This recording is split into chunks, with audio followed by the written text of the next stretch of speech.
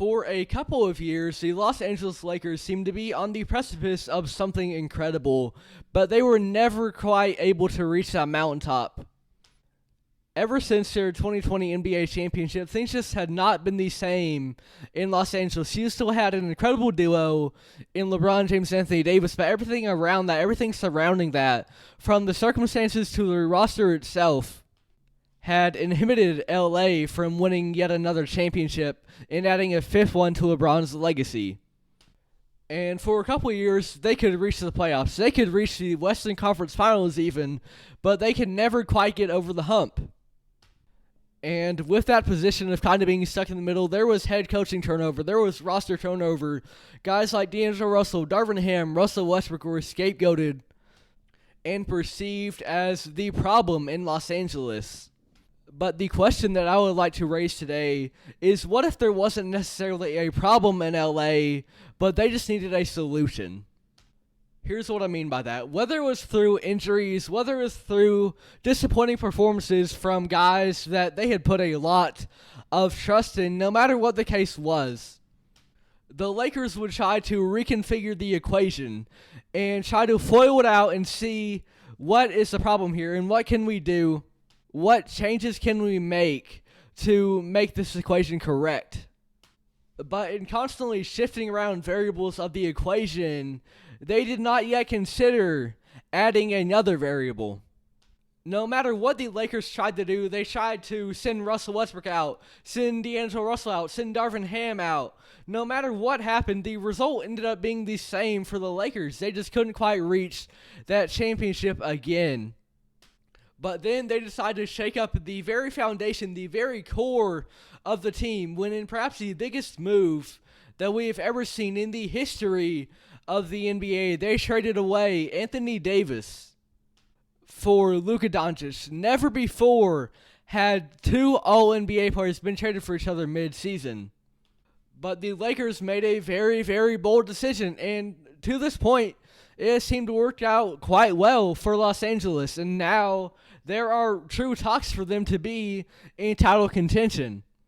Instead of simply shifting the formula, they need to add a variable, a Luka Doncic variable. And he has completely changed the dynamic of this team, and now there are questions. Can the Lakers actually win a title this year? Add a ring number 5 to LeBron James, further cementing his legacy as one of the greatest that the game has ever seen, and Luka Doncic in himself proving that he can actually be a proper winning player at the highest level. Can it be done? Let's break it down. Welcome back to State of the Association. I'm your host, Nash Roberts, and today we ask the question, can the Lakers win a championship this year? Now that we've kind of set the stage about what the Luka Doncic trade really represented and kind of contextualized everything going into the moment for the Lakers, let's take a look at the roster. Starting off, you have a top 2 player in NBA history in LeBron James. Now, this is a very interesting season for number 23. Looking at his stats, it appears that he is not necessarily the same player that he once was, but in terms of value, he's playing some of the best basketball that he has in recent memory. Obviously, we're not drawing comparisons to Miami Heat LeBron or 2018 LeBron, but in regards to his Lakers tenure, he is as locked in defensively as he ever has been there. And the addition of Luka Doncic to the roster has allowed LeBron to have some more off-ball opportunities, and with that, he appears to be re-energized, which is so huge for a player at an age where by this time most of the players his age are either out of the league or contributing about 8 points a night. Even the best of the best, like Kareem Abdul-Jabbar, by this point in time, no one has been as impactful a player as LeBron has been at his age. And his stats are a little bit down from when he was a 30-point per game scorer just a couple years ago, but his impact is about as good as it ever has been for Los Angeles. And that is in large part due to our next player in Luka Doncic. This was a trade that led to a seismic shift in the NBA landscape. In Dallas, the perception originally for Luka was that Dirk had passed the torch on to him. This was someone who looked very impressive from day one in the NBA, and in recent years, he's only gotten better and better. In the playoffs, no problem. He elevates his game to an even greater extent. In the regular season, he's incredible.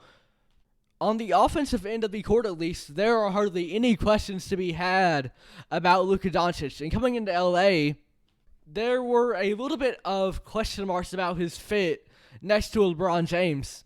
But in actuality, the manner in which this turned out has been very, very good for the Lakers, and perhaps the best possible result. Because a couple years ago, in an effort to build a big three, the Lakers acquired Russell Westbrook.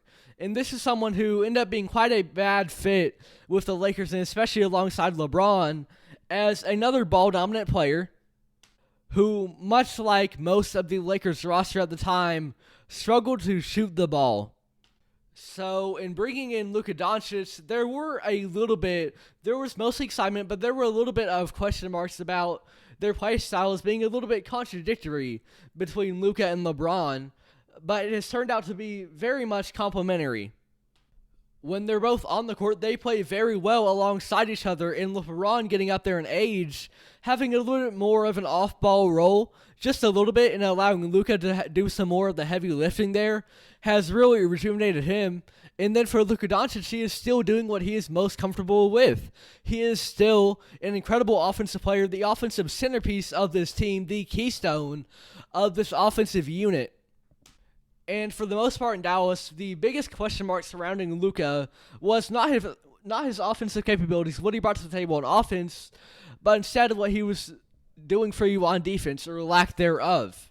But with LA, in joining the team, LeBron seems more energized on defense, and Austin Reaves is a solid defender in his own right as well. There are good defenders around Luka Doncic, and as we saw last year when the Mavs went all the way to the NBA Finals, if you have a team of solid to good defenders around Luka, then you can mask some of his flaws. He will get exploited at times, because in a playoff series, that's what the team is trying to do against you. Their whole game plan is trying to attack Luka, but if you surround him with good defenders, that makes it a lot harder. So coming into Los Angeles, Luka has had much of the same offensive skill that he has shown in years past, while also maintaining being a winning player, because you have a solid defensive unit around him.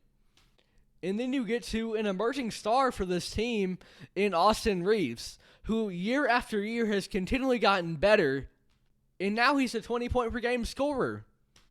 This is someone who was undrafted, has faced numerous odds, and he's overcome them all.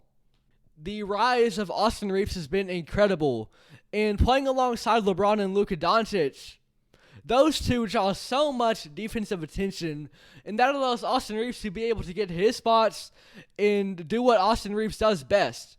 He is a great shooter, he is a very good playmaker, and a quite capable defender. He's a great number 3 option for this team, and fits very well alongside Luka and LeBron. All three of these guys do well with the ball in their hands, but especially with the addition of Doncic, they have had more opportunities off ball for Reaves and LeBron, and those two have excelled in those roles, and it's really great to see. So that's kind of a look at the surface level of the roster, the big three of the Lakers. But to really determine if they can win a championship, you have to take a look at the context of both their conference and the association as a whole. Because looking at this roster, especially the top three, this looks like a team that can win it all. But there are plenty of other teams who feel that way as well.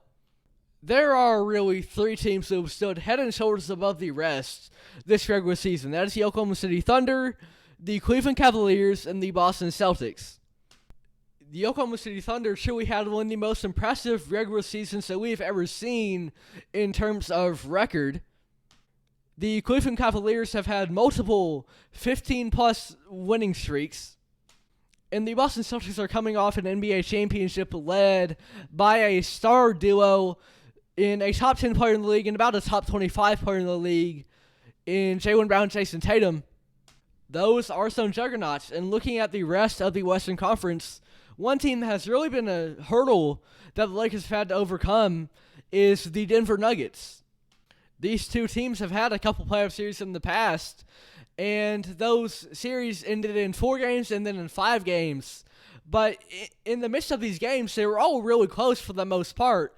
And in regards to a sweep and a gentleman's sweep, it couldn't get any closer than these two in regards to the competitiveness of the games. But overall, Denver always had LA's number.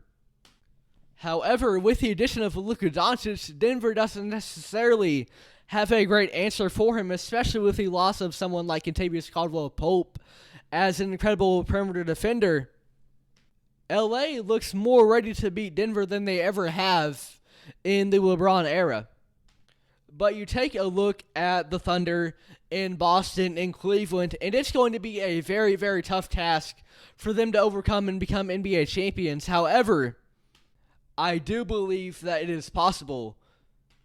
To this point in his career, as impressive as Luka has been in the regular season, he turns up a notch in the playoffs to an even greater extent. One of the best player performers that we've ever seen offensively. And last year, he led the Mavericks to the finals with a unit with defensive talent around him. LA has that. LeBron James is playing like he's more youthful, like there's more pep in his step alongside Luka Doncic. He is not asked to do as much, and that has revitalized his game and made it as impactful as it has ever been in the past couple years. And Austin Reaves is only getting better. He's a number 3 option, but he's only getting better. There is absolutely a scenario for this team to become NBA champions. Now, one question I have about them is their depth, which leaves a lot to be desired. But in an ideal scenario, it is absolutely possible for the Los Angeles Lakers to win a championship. So, in conclusion, it may be improbable, but it is certainly possible for the Lakers to win a title. And even just a couple years ago, when they could not get past the Nuggets, when they were stuck, continuing making the playoffs, but never quite getting over the hump, to even truly be a contender at this point in time is incredible. So no matter what happens this NBA postseason, what a turnaround it has been, what a change in the franchise's trajectory it has been for the Lakers with the addition of Luka Doncic. And we are just lucky to watch them play. No matter what, it's going to be an entertaining postseason for not just the Los Angeles Lakers, but the NBA as a whole. It is a great time to be a fan of basketball.